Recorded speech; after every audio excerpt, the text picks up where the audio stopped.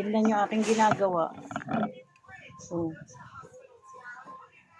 Mga mais na tuyot na. Ayan. Binabalatan ko para patuka sa manok. Oh, tingnan. Kahapon pa nila to ginagawa. Ngayon, sana matapos ko. Ito mga balat na, tapos yung iba na doon na sa piggery. Yung mga nabalatan nila kahapon na nabilad na. Nandun na sa piggery, patuka na yun ng manok. Pwede na rin itong hindi giling, pwede rin gilingin. Yan. Ayun o, tapos diretso bilad na. Yan, nahagis ko na lang doon para mabilad sa arawan. Diba? Sayang din kasi sa bibili, mahal din ang patuka ng manok. Ganyan na lang.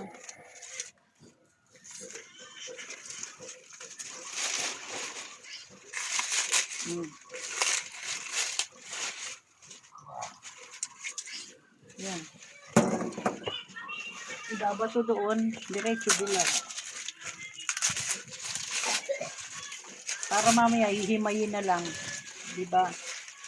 Pag nabalatan na lahat, mamaya hihimayin. Kahapon pa nila ito ginawa, hindi pa natapos. Kahapon pa ito ginawa ni Ray, hindi pa natapos. Pero marami na rin silang nabalatan kahapon. Ngayon, sana matapos ko.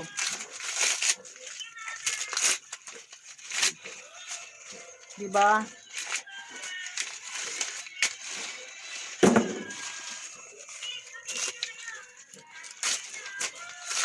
Mamaya paglilim na.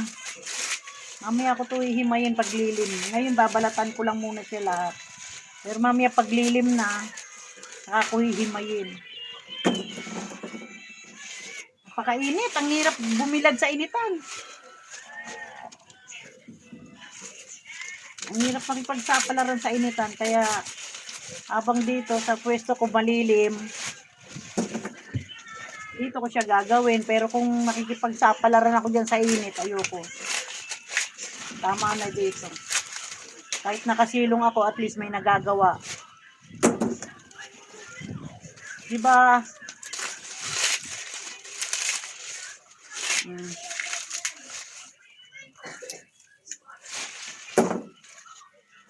Tingnan yung mga nabalatan ko, oh.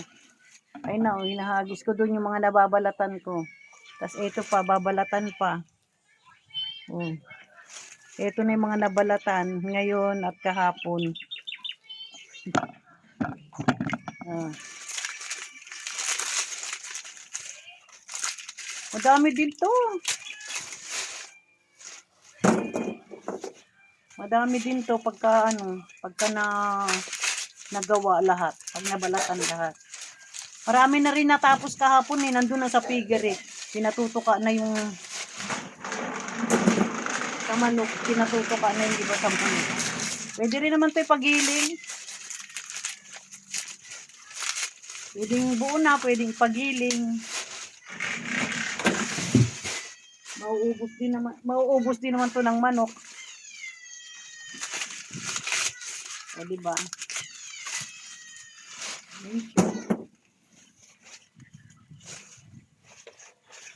Mamaya paglilim, pag wala nang init, diyan ako sa labas para mahangin.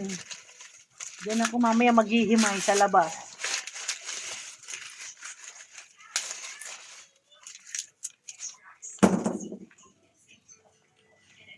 Siguro mga alas 5 ng hapon.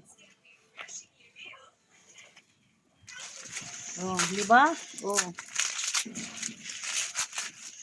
Ganyan lang naman gawin natin.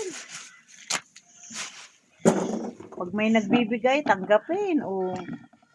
Sasambat pang ano rin yan. Ang kain-kain din ng mga alaga nating hayop. Hindi nabibilin. Malaking bagay din na hindi ka nabibili.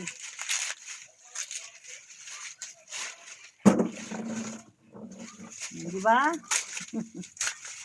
Okay guys, so paano? Mamaya na uli!